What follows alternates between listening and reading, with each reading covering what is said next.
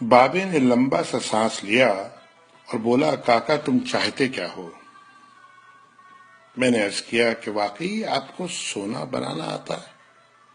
بابے نے خالی خالی آنکھوں سے مجھے دیکھا اور کہا، ہاں میں نے جوانی میں یہ ہنر سیکھا تھا۔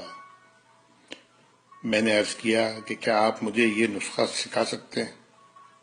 بابے نے میری طرف گھور کے دیکھا اور کہا کہ تم یہ سیکھ کے کیا کرو گے؟ میں نے عرض کیا میں دولت مند ہو جاؤں گا۔ بابے نے زوردار قہقہہ لگایا اور کافی دیر تک ہنستا رہا۔ جب وہ ہنستے ہنستے تھک گیا تو بولا، تم دولت مند ہو کر کیا کرو گے؟ میں نے جواب دیا، میں دنیا بھر کی نعمتیں حاصل کروں گا۔ بابے نے کہا کہ چلو یہ نعمتیں تمہیں حاصل بھی ہو گئیں تو پھر کیا کرو گے؟ میں نے جواب دیا، میں خوش ہوں گا اور مجھے سکون ملے گا۔ اس نے مسکراتے ہوئے میری طرف دیکھا اور کہا، گویا تمہیں سونا اور دولت نہیں، سکون چاہیے۔ میں خاموشی سے اس کی طرف دیکھتا رہا اور کافی دیر تک خاموش گھورتا رہا۔ بابے نے مجھے جھنجھوڑا اور کہا، دراصل تم سکون اور خوشی کی تلاش میں یہاں آئے ہو۔ میں اس وقت کیونکہ ایک نوجوان تھا اور باقی نوجوانوں کی طرح یہی سمجھتا تھا کہ دولت ہی سکون اور خوشی حاصل کرنے کا ذریعہ ہے، لیکن بابے کی باتوں نے مجھے کچھ الجھا سا دیا تھا۔ اسی الجھن نے میں نے ہاں کر دی۔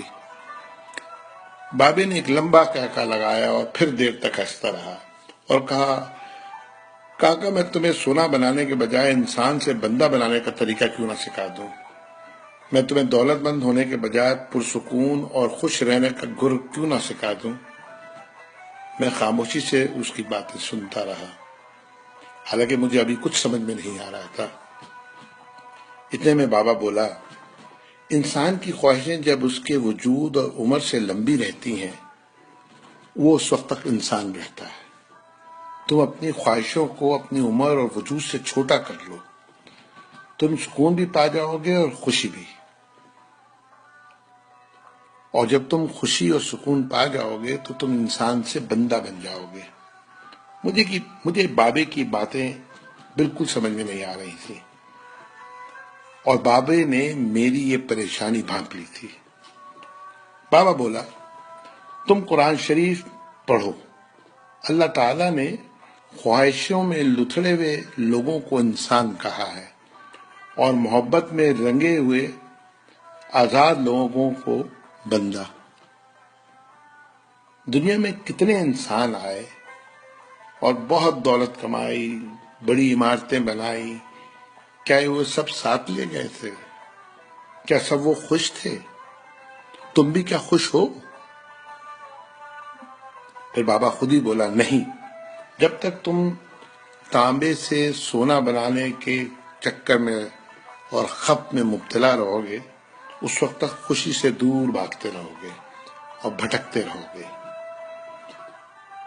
پھر بابے نے ایک چھوٹی سی ٹہنی سے زمین پہ رگڑنا شروع کیا اور کہا، لو میں تم کو انسان سے بندہ بنانے کا نسخہ بتاتا ہوں۔ اپنی خواہشوں کو اپنے قدموں سے آگے نکلنے نہ دو۔ جو مل گیا اس پہ شکر کرو، جو چھن گیا اس پر افسوس مت کرو۔ جو مانگے اسے دے دو، جو بھول جائے اسے بھول جاؤ۔ دنیا میں بے سامان آئے تھے اور بے سامان ہی واپس جاؤ گے۔ سامان جمع کرنے کی فکر نہ کرو۔ جسے خدا ڈھیل دے رہا ہے اس کا کبھی احتساب مت کرو۔ بلا ضرورت سچ بھی فساد ہوتا ہے۔ جو پوچھے تو سچ بولو، جو نہ پوچھے تو خاموش رہو۔ دینے میں خوشی ہے اور وصول کرنے میں غم۔ دولت کو روکو گے تو خود بھی رک جاؤ گے۔ چوروں میں رہو گے تو چور ہو جاؤ گے۔ اللہ راضی رہے گا تو جگ راضی رہے گا۔ وہ ناراض ہوگا تو نعمتوں سے خوشیاں اڑ جائیں گی۔ جب تم عزیزوں، رشتہ داروں، اولادوں سے چڑھنے لگو تو سمجھ لو اللہ تم سے ناراض ہے۔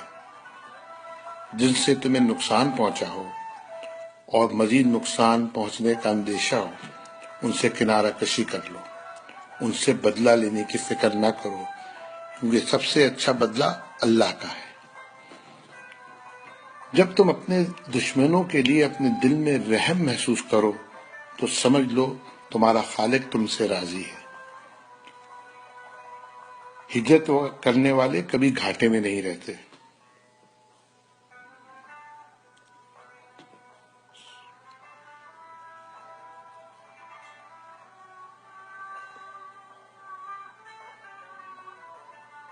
بابے نے پھر میرے کندھے پہ ہاتھ رکھا اور کہا جاؤ، بس ایک چیز کا دھیان رکھنا، کبھی کسی کو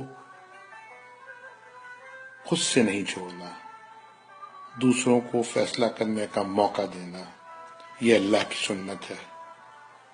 اس نے کبھی اپنی مخلوق کو تنہا نہیں چھوڑا، مخلوق اللہ کو چھوڑتی ہے۔ اور دھیان رکھنا،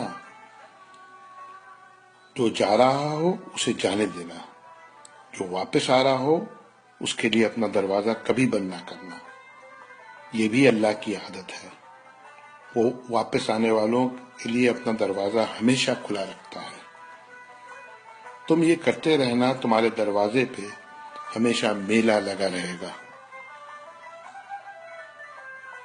یہ اقتباس ہے جس کے مصنف سے میں بالکل نابلد ہوں، لیکن اس کا عنوان تھا کیمیا گر۔ اللہ تعالی ہم سب کو انسان کے بجائے بندہ بنا دے، آمین۔